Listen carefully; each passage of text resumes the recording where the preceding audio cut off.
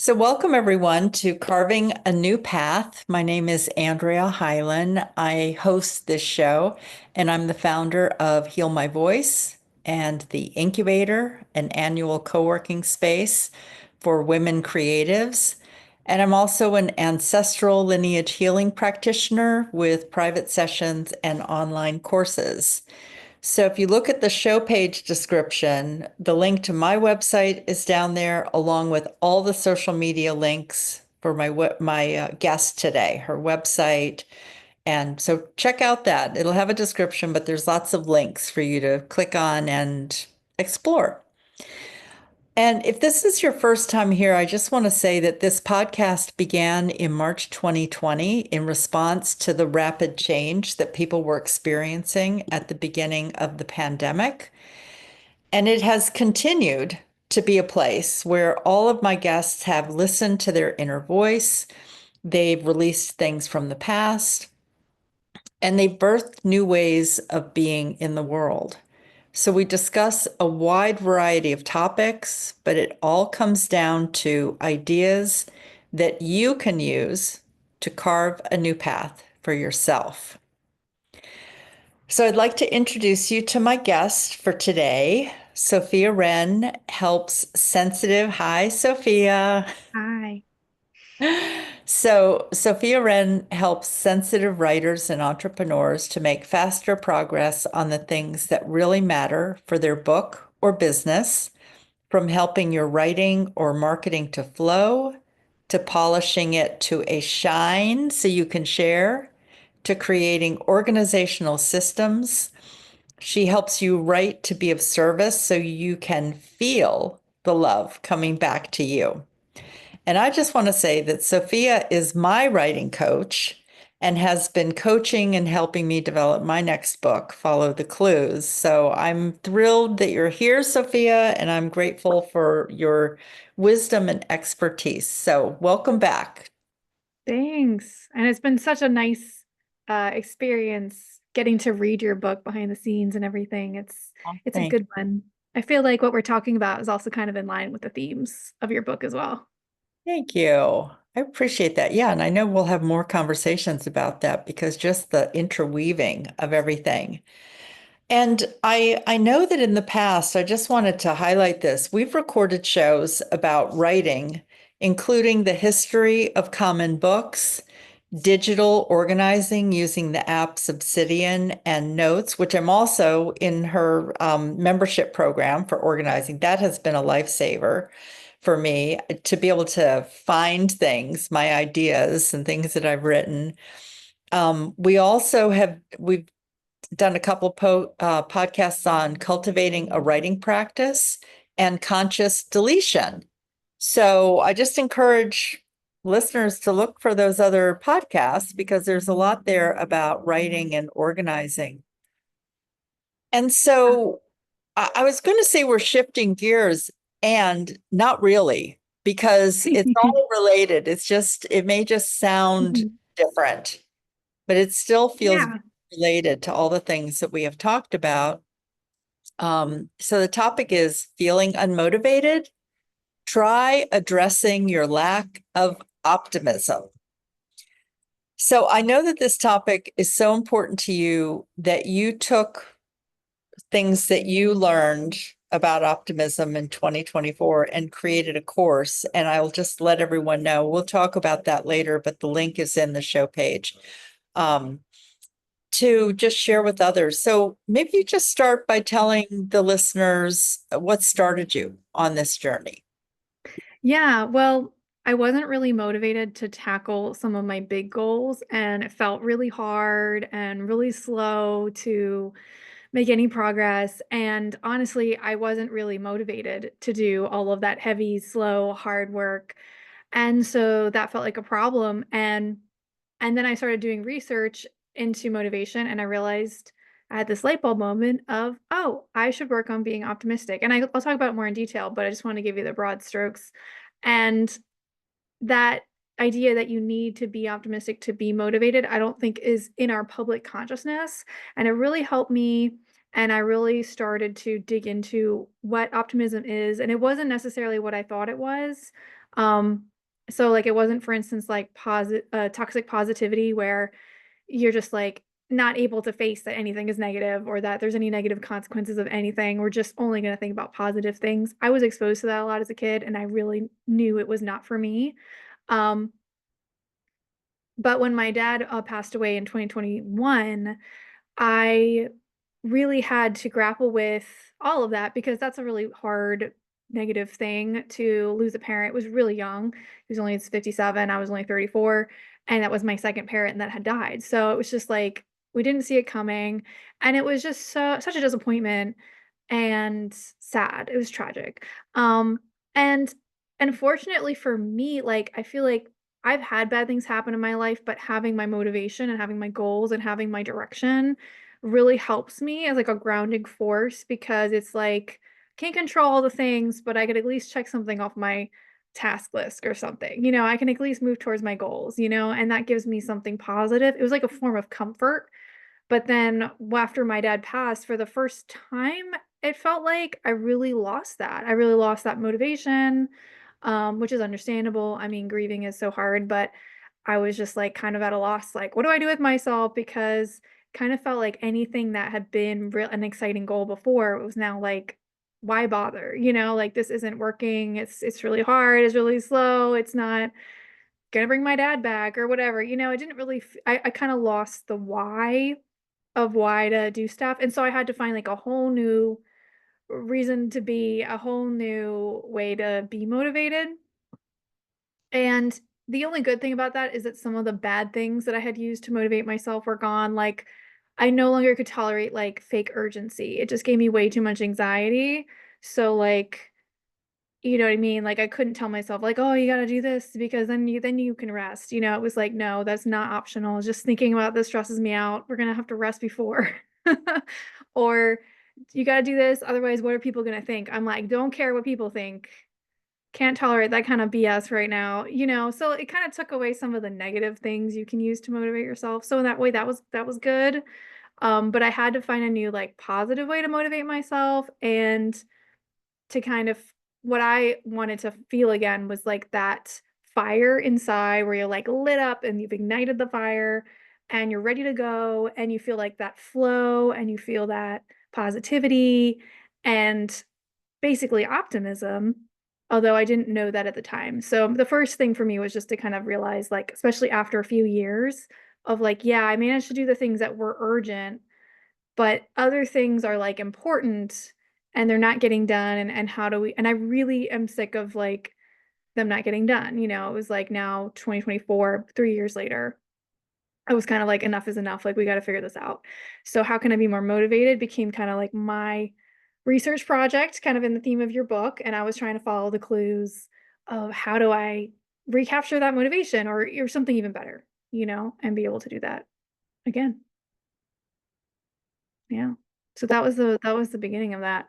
Yeah, I just And want to say that I really love that you brought up the toxic positivity yeah. um and even the fake urgency because those are actually it's interesting because when we talk about not that we've talked about it here, but we've definitely talked about it like decolonization or the ways that Mm, we've been conditioned in the world to be a certain way, like perfection is one of those things. yeah. Not that it's not okay to make mistakes. But Sure. big urgency is another one of those things that we've been conditioned in this world. And to always be on and up and positive, like, oh, you're going to bring the whole place down if you don't put a smile on your face or, whatever Yeah. it is. And what you're talking about are like real things that happen to people that, like losing your dad and grieving and giving your space time and space to grieve.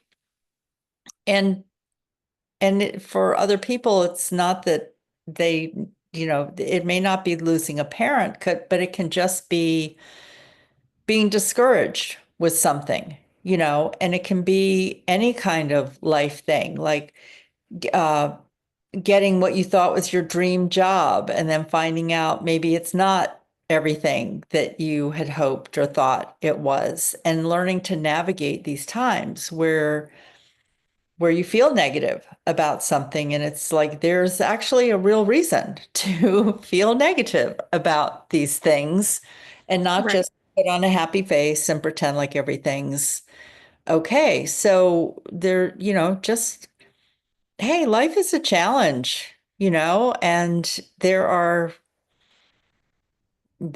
things that help us get up and motivated, and there are things that can bring us down. And so, Exactly. like, part of what you're speaking to is navigating what's really happening in your life and then tapping into this superpower of optimism that is real and not faked or forced. So I'm wondering if you Yes. could speak to some of that. I don't know that I have a specific question. Yeah. Yeah. Yeah. Well, I kind of had to like follow the clues a little bit. So before I kind of hacked the process and sort of figured out my solution, um, I kind of had to marinate in the question a little bit. And so I started to collect different ideas together in what I call a commonplace book, which you mentioned, we did a whole podcast about that. Um, After I started doing that, which was basically just like a binder, a place for me to be able to put all of the things that felt related to the questions I was asking, even if I didn't really logically know why they related. I wanted to have a place that I could put things that inspired me, things that motivated me a little bit, visions of the future, those things that I wanted to move forward that weren't moving forward, just any of those kind of related notes. And then I set a goal that like every day I would like flip through it and I would like take it outside and drink a coffee and just kind of flip through it. And that just gave me something to kind of touch base on and re-expose myself because I had something written in there for a long time that I didn't fully connect the dots on, or maybe I didn't want to, but it took me a while to, get motivated, to be more motivated, and specifically in the process of trying to be more optimistic.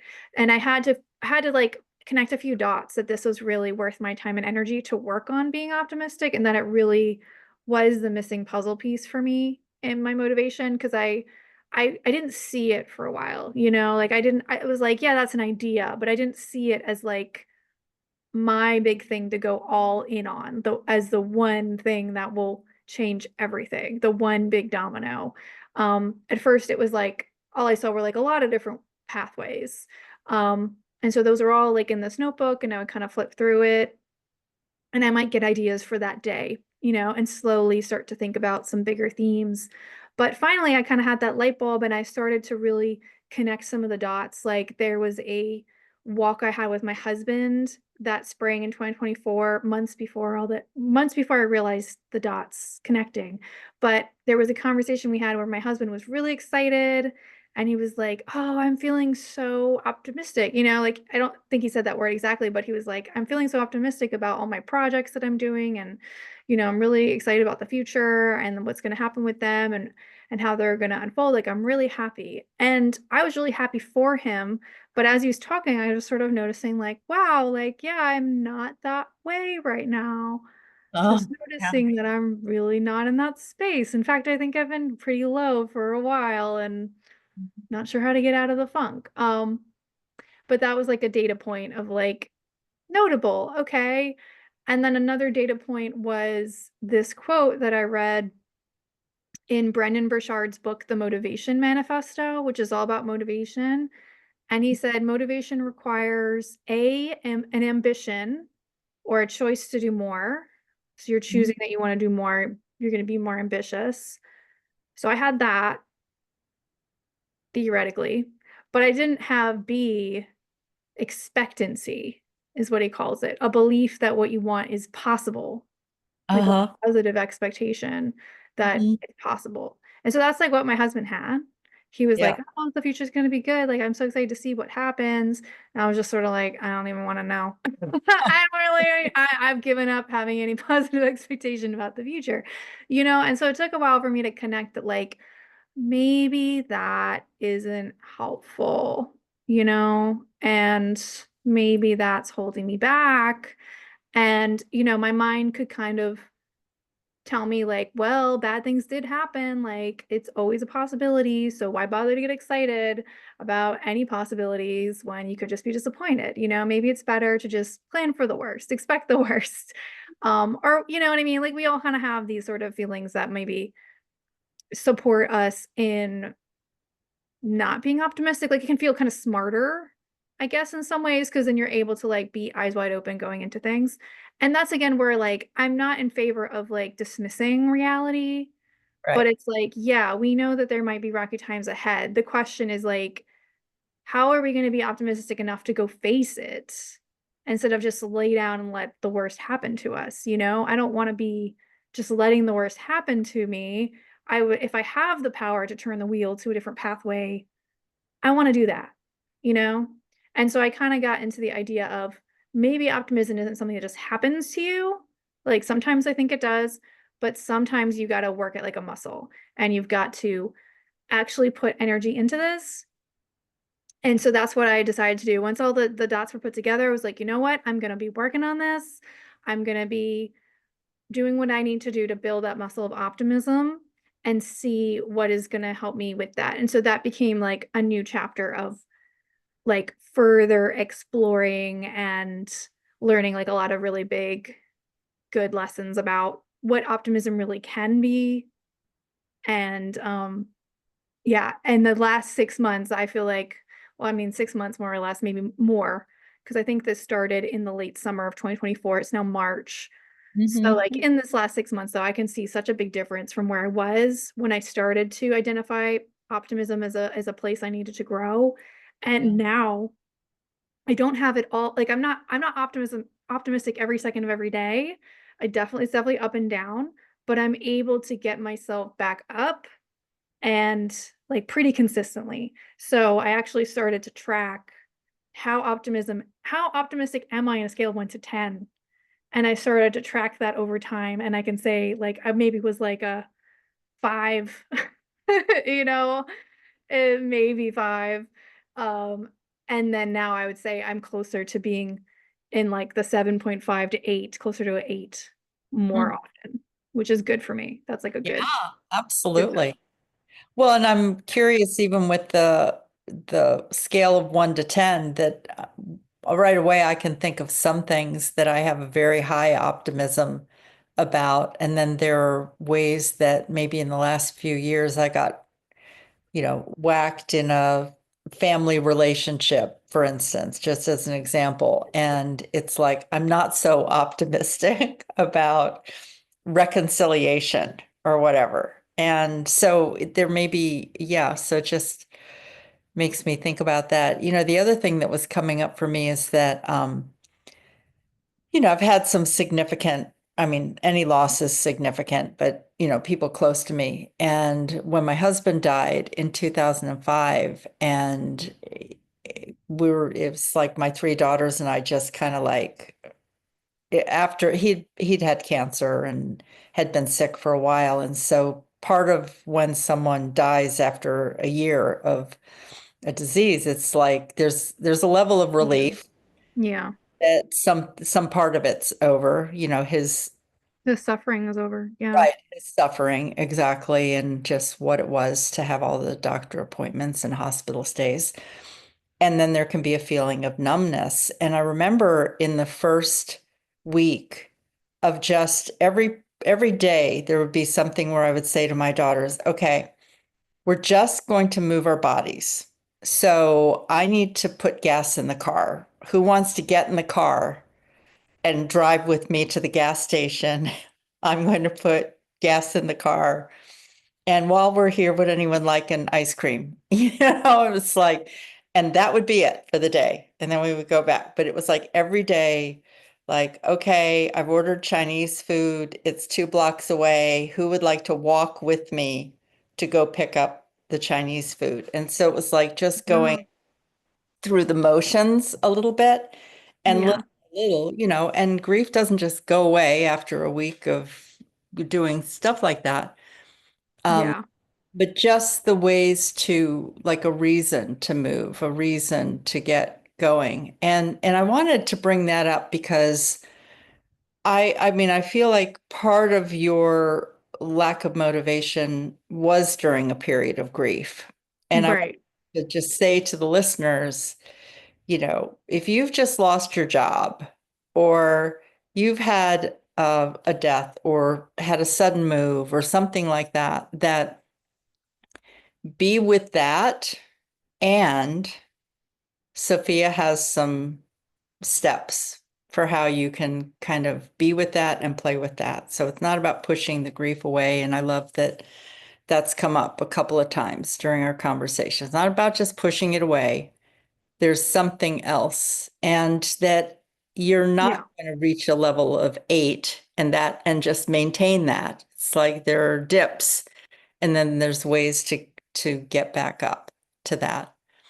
So I'm just Exactly. wondering, um, like, as you discovered ways to focus your energy in a little bit of a different way, and you were tapping into optimism, and I love it too that you were collecting these data points of, like, okay, and here's another clue, and here's another way, and here's another idea. Like, what Yeah. did you to do? Yeah. So like I said, I had that notebook that I was creating and putting all my little clues in there, and just coming back to it, trying to create a daily practice of just peeking inside, and then another thing I started to add to it were these worksheets that I ended up making to support me in what started out being a 30-day challenge to be more optimistic, but I liked it so much I just have continued to do that again and to kind of keep this up where um drawing on my background of like building habits, like we did a podcast about having like a daily writing habit. I kind of took the same, I kind of considered it like optimism is a habit that I want Mhm, to have. mhm, I want to be in the habit of feeling more optimistic. So how do I do that? Or feeling more optimistic or thinking more optimistic? So I took it as like a habit. And I started to do what I do all the time when I want to build a habit is I start to just the number one thing I start doing is I start tracking and taking information down. mhm, So I made these worksheets and they're part of what I have available on my site of like, let's write down and notice, yeah, how optimistic am I today in general on a scale of 1 to 10? How optimistic am I right now? And I would like write that down and try to do that each day. And I still do that today. And that makes it easy for me to kind of get a general sense day to day of, oh, that was a hard day. Or like, okay, I managed to pop back, even though something hard happened, I still was able to get back up. And I would take notes on what was really hard, because like you said, there's some things that are more hard to be optimistic about. Like mhm, what kind of brought me down that day, what was I having, struggling to be more optimistic about? And then what's easier, I would notice like what's easier. Some things going on a walk. Yeah, it's super easy to be optimistic when I'm having a great walk on a beautiful day. That's mhm, that's super easy. So it's easier to be optimistic when I'm singing to my favorite song and I'm in the kitchen and I feel like I have all the time in the world and I'm having fun with it that day. Like that can be good. And so I just started collecting a lot of that information and I felt like that was just helping me to have that practice of noticing. And that's what it's really about. It's not about being perfect where, oh, that's bad that you didn't write something down or that you had a hard day. Just purely just observation, just getting in the practice of noticing things and writing it down. So that way, let's say I have a week's worth of information, then I can sit down and do a weekly review and see, oh, this is a pattern. I noticed that on these certain days I was more let up.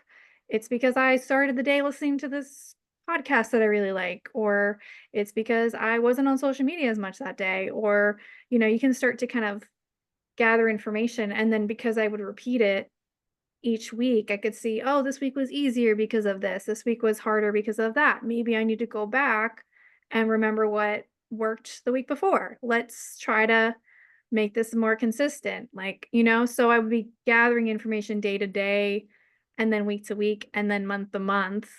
And it's helped me to build so that I am building up.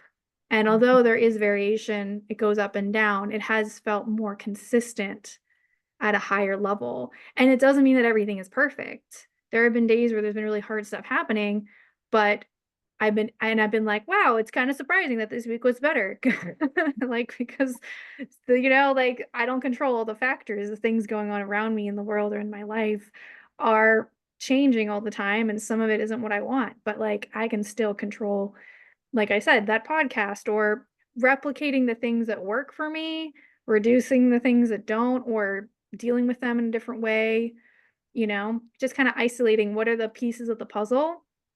And then again, all that information would be in my little book so that I had one place to kind of digest it and gather a lot of information and experience working with the process. And I think for me it's like, you know, at the end of the day it's not about being perfect, and it's not about optimism is not about being naive either. It's more about self-trust. And so I think the process of like listening to yourself and working this muscle and kind of tending to yourself like, oh, you know, this really, like for me, one of my things is I really like to have people around me. I like to have time to see people in person. Like I like calls and Zooms and stuff too, but there's something about being in person with people that really lights me up. And that is like a guaranteed I'm going to be an 8 if I have time to hang out with people in person. So spending more time like arranging that and organizing things with people became something that I really started to do a lot more of in the last 6 months, because I knew that it really helps my optimism level and also my mental health and also my motivation. And then I'm better able to go do all the other things that help me. Maybe it's doing exercise, you know? So it starts to kind of build. Once you sort of go are on the upswing, then you're going to be more likely to do other good things for yourself, even if they take a little discipline or a little bit of energy. And, you know, so it's like you're really learning to take care of yourself better, and you're learning to listen to yourself more, and you're building that self-trust so that you know that like no matter what happens, it's not about like everything's gonna be perfect. It's like things might be rocky, but you know what? You know who's gonna be there? I'm gonna be there, and I'm gonna know what to do, and I'm gonna deal with it, and I'm gonna take care of myself, and I'm gonna be, you know, a soft place to land. And Mm. that's that trust in yourself. That's what I think optimism is really about, is like I trust that like in the times of difficulty there will be support, including myself. I do have some control. I don't have control totally to prevent anything bad from happening, but I have some control in supporting myself in that. So we're gonna be okay and we're gonna get through it. And so that I feel like is what it's really about. I love all of those tips, and one thing that I really want to shine a light on is how you've been talking about building building the trust, building the muscle, building the I'll call them tools for yourself, like knowing that how to quickly access that song that lights you up every time you hear it, having your kind of toolbox of, okay, I'm not feeling very motivated, but I know that I will feel better if I go for a walk. And um, I heard Yeah. someone say one day that actually it was Vicky Ibaugh who said sometimes when you have a goal of getting out and going for a walk, just you give yourself a like some grace and say, all I need to do is put on my walking shoes. And if that's what I do, and that's as far as I get with my walk, like that's enough. And Yeah. those little things start to build a muscle where it's like, okay, I've got the shoes on. Actually, I feel like I'll open the door. I've got my coat on, and just see sometimes that, yeah, I have a thing to where I motivate myself to do the dishes, where I'll be like, all you need to do is 10 dishes for this meal, and once I do the 10, I usually do more. But there's Mm. something about giving myself permission that it's okay, and I actually can stop at 10. Yeah. That's all I have time for, or that's all that I want to do at that moment. And so, yeah. having those little things too. So I love it that you're Exactly. really talking about like building the muscle and recognizing that it's not perfection. It's not like I'm going to be at a certain level all the time, but having the tools and the ideas, which is what you've put together in your optimism course, is a way to build that muscle. Um, Right. And it's very individualized. So it's not so it's like kind of giving you that space to explore, what's going to work for you and at this time because it could change as well. Just to be really like noticing, and that's always my approach to habits is like getting in the information, noticing what's going on, and then like where can I make a little tweak? What helps? Like, okay. And I really find that having it written down helps because I might forget, like, oh yeah, that one little thing that really helped me. And we just forget so easily things. So I'm all about having it in writing. yeah, yeah, absolutely. Well, as we're wrapping up the show, I'm wondering if you want to tell anyone, t tell some things about the Optimism program. Anything you want to share? Sure. Yeah, so let me just think, is there anything else I wanted to say? Yeah, so on my site, I have the whole system that I created. So I have all of the worksheets that I used. I also have a class where I teach some other tools that are really helpful, especially when starting out. And I have a sequence of emails you can sign up for if you want kind of just reminders to fill out the worksheet. Okay, it's time for now the weekly review, or get some ideas of different tools and stuff you can use. So all of that is on my website, and I try to keep it really affordable so that way you can just drop in. I think if you are at a loss of like I don't know where to start on things, like if you have so many goals and you're a little bit overwhelmed, I think this is a really good foundation for moving forward because if you think about like the more capacity you have and the more motivation and energy and optimism and flow and all of that good energy that you can spend on all of your goals, like the more you're going to be able to buy.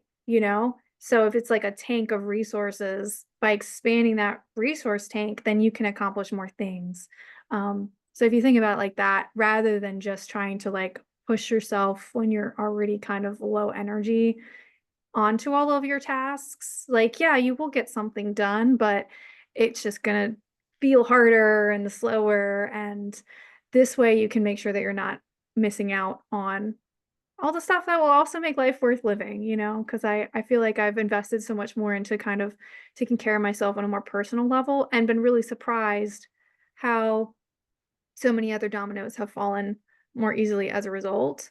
So it's not like my habit was to kind of be really work focused. So that's the shift that I needed to have, and this is like a system to kind of keep you on that track. So I hope it's helpful to somebody else besides me, and that especially for anybody who hasn't thought about that connection between optimism and motivation. I love that. So, I know that you've been giving really important lessons about optimism and motivation all along, but I'm wondering if there's anything else that you would like to say to kind of bring the show to a completion. Sure.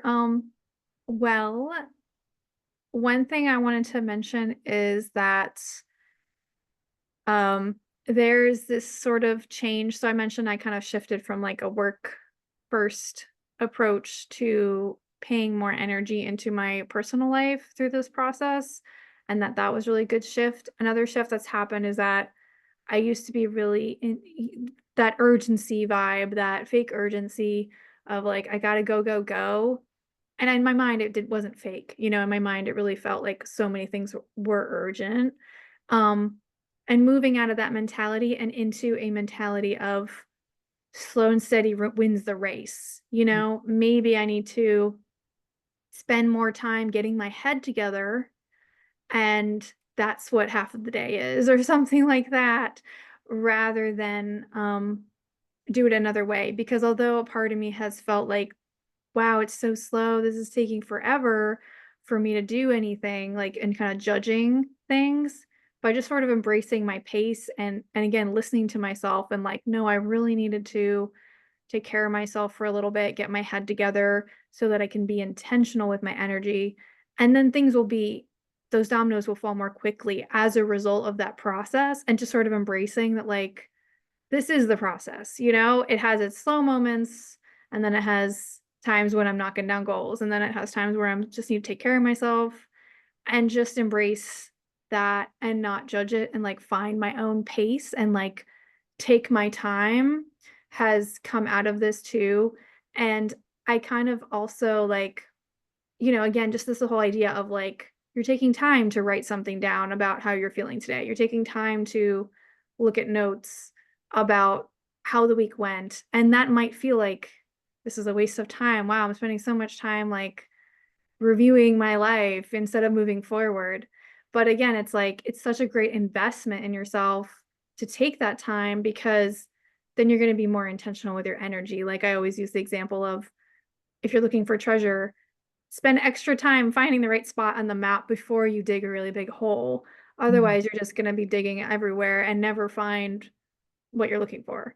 So, just about being a little bit more intentional and like patient with yourself. And I think yeah, it's definitely made me a lot more wise, I feel like, about where I'm spending my time and energy. And yeah, again, like, what is life about? Is life about just checking boxes? I think it's an important part of life, but it's not all that life is. And this has kind of given me that circumspect way to see everything as a whole and be like a more complete, balanced person, which again, balance is never achieved in totality. Like it's always like, oh, I noticed this is kind of falling. Let's add some energy there. Oh, this needs some energy now.